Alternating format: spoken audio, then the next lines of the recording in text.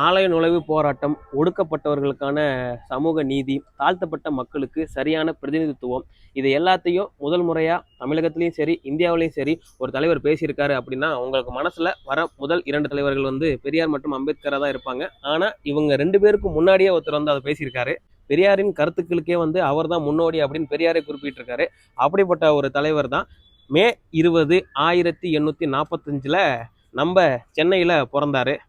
திராவிடன் அப்படிங்கிற வார்த்தையையும் சரி, பௌத்தத்தையும் சரி முதல் முறையாக வந்து மக்கள் மத்தியில், தமிழர்கள் மத்தியில் பிரபலப்படுத்தின ஒருத்தர் தான் அயோத்திதாச பண்டிதர் அவர்கள். சாதி சமயமற்ற பூர்வ குடிகளே வந்து திராவிடர்கள் அப்படின்னு வந்து அயோத்திதாச பண்டிதர் வந்து குறிப்பிடுறாரு. ஸோ அதனால தான் வந்து நம்ம வந்து சாதிய வேற்றுமைக்கு எதிராக வந்து மக்கள்லாம் ஒன்று திரணும் அப்படிங்கிறதுக்கு ஒரு அணியாக திரட்டுறதுக்காக தமிழர்கள், திராவிடர்கள் அப்படிங்கிற ஒரு சித்தாந்தத்தை வந்து அவர் முன்வைக்கிறாரு. 1885 என்ன பண்றாரு அப்படின்னா திராவிட பாண்டியன் அப்படிங்கிற இதில் வந்து துவங்குறாரு. அதே மாதிரி 1891 திராவிட மகாஜன சபை அப்படிங்கிறத நிறுவுறாரு. அந்த மகாசபை என்ன பண்ணுது அப்படின்னா சாதி வாரிய வேற்றுமைகளுக்கு எதிராக வந்து ஒரு தீர்மானம் நிறைவேற்றதா இருக்கட்டும், ஒடுக்கப்பட்ட மக்களுக்கு வந்து என்னென்ன தேவைகள் இருக்கோ அதை சொல்றதா இருக்கட்டும், ஒட்டுமொத்த தமிழர்களுக்குமான ஒரு பிரதிநிதித்துவத்தை ஏற்படுத்தணும் அப்படிங்கிற நோக்கத்தோட வந்து செயல்படுறாரு. ஒடுக்கப்பட்ட மக்கள் சைவ மற்றும் வைணவ கோயில்களுக்குள்ள வந்து போகணும் அப்படின்ட்டு முதல் முறையா வாதாடினது வந்து அயோத்திதாச பண்டிதர் அவர்கள் தான். அவர் அந்த வாதத்தை வைக்கும் போது தஞ்சாவூரை சேர்ந்த சிவராம சாஸ்திரி அப்படிங்கிறவர், உங்களுக்கு தான் வந்து கருப்பசாமி, ஐயனாரு அப்படிங்கிற தெய்வங்கள்லாம் இருக்குல்ல, நீங்க அந்த கோயிலுக்குள்ள போகணும்னு நினைக்கிறீங்க அப்படின்னு கேட்டாரு.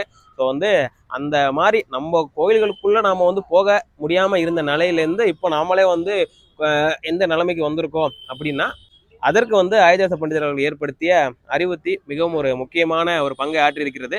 ஏன்னா அந்த காலத்திலேயே வந்து ஆங்கிலேயர்களையும் எதிர்த்து, நம்ம இந்தியாவிலேயே நம்ம சுரண்டவங்களையும் நம்மளை ஒடுக்குனவங்களையும் எதிர்த்து தான் வந்து ஒரு பைசா தமிழன் அப்படிங்கிற வந்து இதில் துவங்கி செயலாற்றினார். அதுக்கப்புறம் அதோடைய பேர் வந்து தமிழன் அப்படிங்கிற பேரில் மாறினுச்சு.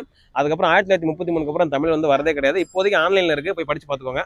தமிழ்நாடு அரசு பேருந்துகளில் வந்து திருக்குறள் வந்து கட்டாயமாக இடம்பெறணும் அப்படின்னு வந்து கலைஞர் அவர்கள் சொல்லியிருக்காரு.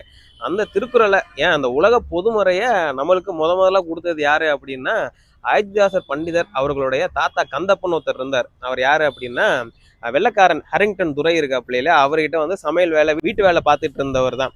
அவங்க வீட்டில் கிடைச்ச ஓலைச்சுவடி, அவங்க வந்து அயோத்திதாச பண்டிதரோட ஃபேமிலி வந்து பார்த்தீங்கன்னா வந்து ஒரு சித்த மருத்துவம் சார்ந்த ஃபேமிலி. அதனால அவங்க வீட்டில் இயற்கையாக வந்து நிறைய ஓலைச்சுவடிகள் இருக்கு. அந்த ஓலைச்சுவடிகளில் இருந்ததான் அவங்க திருக்குறள் தெரியாமலே போய் எடுத்துட்டு போய் ஹரிங்டன் துரைகிட்ட கொடுத்துருக்காங்க. பாருங்க இவ்வளவு சூப்பரான வந்து ஒரு அறநெறி வந்து இலக்கணம் இருக்கு நம்ம கிட்ட அப்படின்னு சொல்லிட்டு. அதுக்கப்புறம் ஹரிங்டன் துரை வந்து பிரான்சிஸ் எல்லிஸ் அப்படிங்கிறவர்கிட்ட போய் கொடுத்து அவங்க அச்சிடுறது தான் வந்து 1812 வந்து முதலா நம்மளுக்கு கிடைக்கப்பட்ட திருக்குறள். அந்த திருக்குறளை வந்து நமக்கு வழங்கியதே வந்து அயோத்திதாச பண்டிதரோட குடும்பம் தான். கடந்த அரசு அயோத்திதாச பண்டிதர் அவர்களுக்கு சென்னையில் வந்து ஒரு மணிமண்டபம் கட்டி சிறப்பிச்சிருக்காங்க.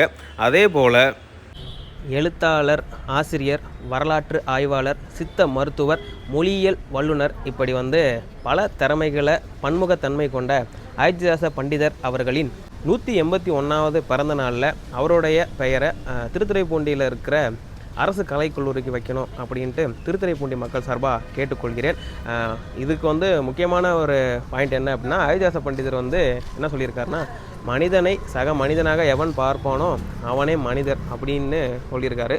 ஸோ அந்த அறநறிய மக்களுக்கு சொன்ன அயோத்திதாச பண்டிதரின் நினைவை போற்றுவோம்.